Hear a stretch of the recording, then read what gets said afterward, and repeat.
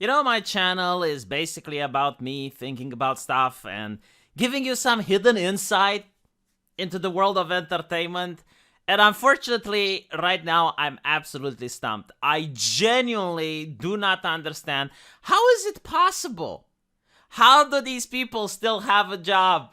Like, anyone who watched Batwoman understands that it is a failure from every possible metric. Like, I am willing to say when a show, even though I don't particularly like it, even though I disagree with it entirely, I can say, you know what? It's a commercial success. Because it sells. The actors get paid. The people involved in the production gets paid. Because at the end of the day, that's what a show is. It's a business. But when you look at Batwoman, the ratings are telling you a story of despair, sadness, and woe. And yet, it keeps getting seasons. And the people who made Batwoman are now making another show. How can you fail upwards? Honestly, like when Joe Biden felt up the stairs, that belongs in a museum. Because that is American progressive culture where you fail up the stairs.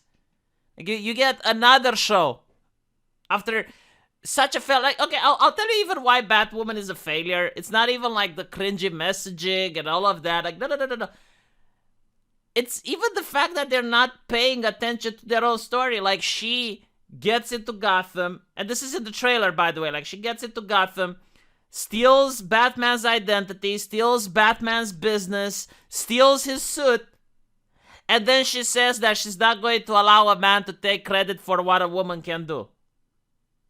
I mean, you get brain damage if you try to follow the story. It's like, what? Like, she literally just stole his entire shtick. And now it's like, oh, you shouldn't allow a man to get credit for what a woman. I mean, technically she's not a hypocrite, right? Because she doesn't say that a woman can't get credit for what a man does.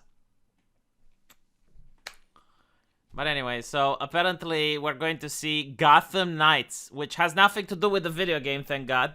And maybe we're going to see how the Gotham Knights managed to escape from under the wing of the heteronormative, patriarchal Bruce Wayne.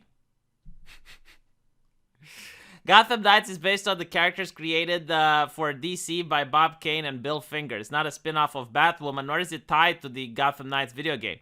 In the show, in the wake of Bruce Wayne's murder, his rebellious adopted son forges an unlikely alliance with the children of Batman's enemies when they are all framed for killing the Caped Crusader and the city's most wanted criminals. This renegade band of misfits must fight to clear their names. I gotta say, for the first time in forever, I'm actually intrigued by how they are presenting the show. Because in the trailer, it's not, oh, here's a gay black character. Oh, here's like a lesbian, they, them, Asian, half Romanian. Like, no, they're actually telling you what the show is about.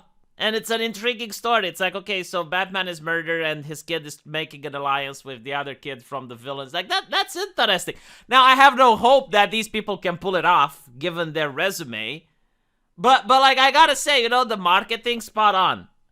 Which, it shouldn't be spot on. Like, it should just be considered normal marketing. But in 2022, oh my god, like, this is miles ahead other things. Like, they're not calling you a racist for once. Like, oh, if you don't like our movies because you're a racist. Anyway. In Gotham, with no Dark Knight to protect it, the city descends into the most dangerous place it has ever been. However, hope comes from the most unexpected of places, as a team of mismatched fugitives will become the next generations of saviors. And one of the writers also written for Supergirl. Oh my god. By the way, like, Supergirl is such a missed opportunity. I mean, I've watched it. It was so cringe, constantly making references to Donald Trump and other shit. And by the way, like, I'm thinking, like, when you make references to things like the current president, if people want to watch it 10 years after the fact, like, they won't get any of those references. But whatever, fine. The thing with Supergirl is that they just ripped off Superman, at least in the first season, because I couldn't watch anything more than that. But like, literally, she was Superman. Like, she was Superman, but with a gender spin. Now, if you actually know the character Supergirl, what's interesting about her is that she actually lived on Krypton. Like, she actually knows what she lost. I mean, she's probably suffering from PTSD. You know, she's a very difficult character. Adjusting to a new world must be incredibly difficult for her. Meanwhile, Superman, like, he never met his parents. He never met Krypton. He doesn't know what he has lost. I mean, he always grew up on Earth. So it's a completely different character. They could have played on that, but no, of course they're like, why play on that? Because that requires creativity, that requires you being inventive. No, instead she was just like this charming, happy, go-to girl, which also worked in the media like Superman. It was such a bad show, and I hear that it's just getting worse as the seasons go by. So whatever, I again, like, I'm a little bit shocked. This is why I talked about it. I'm a little bit shocked in the way they're presenting this show. Because, like, instead of talking about race and gender and sexuality, they're just talking about the story.